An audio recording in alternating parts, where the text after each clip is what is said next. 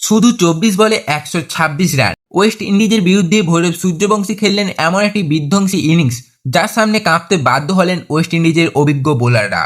ভারত ও West ইন্ডিজের মধ্যে প্রথম টি-20 ম্যাচে টস জিতে ভারতের অধিনায়ক কোনো দ্বিধা না করেই প্রথমে ব্যাটিং করার সিদ্ধান্ত নেন। ভারতের হয়ে ওপেনিং করতে মাঠে নামেন ঋষভ পান্ত ও ভৈরব সূর্যবংশী। প্রথম ওভারে ঋষভ পান্ত দুর্দান্ত একটি কভার ড্রাইভ ও পুল শটের দলের একটি ভালো সূচনা এনে দেন, কিন্তু দ্বিতীয় ওভার থেকেই ম্যাচে পুরোপুরি ভৈরব সূর্যবংশীর দখলে চলে যায়। জেসন হোল্ডারের প্রথম বলে বিশাল ছক্কা হাঁকান, পরের বলটি 4 মেরে সীমানার বাইরে পাঠান।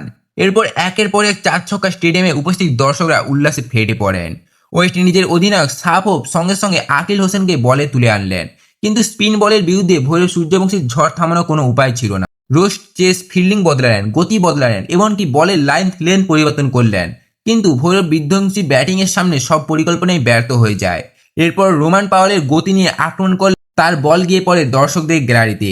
অন্য প্রান্তে ঋষভ পান্ত দুর্দান্ত সঙ্গ দেন, তিনি নিয়মিত স্ট্রাইক ঘুরিয়ে দেন এবং সময়মতো আকর্ষণীয় বাউন্ডারি মেরে ভৈরবকে সমর্থন করেন।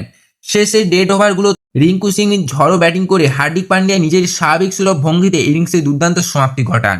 তবে পুরো ম্যাচ সবচেয়ে বড় আলোচনায় ছিল ভৈরব সূর্যবংশী। মাত্র 24 বলে অপরাজিত 126 রানের অবিশ্বাস্য ইনিংস খেলে তিনি টি-20 ক্রিকেটে তোলপাড় ফেলে দিয়েছিলেন। এই বিস্ফোরণী ইনিংস ভৈরব সূর্যবংশী হাঁকিয়েছেন 12টি ছক্কা এবং 12টি চার।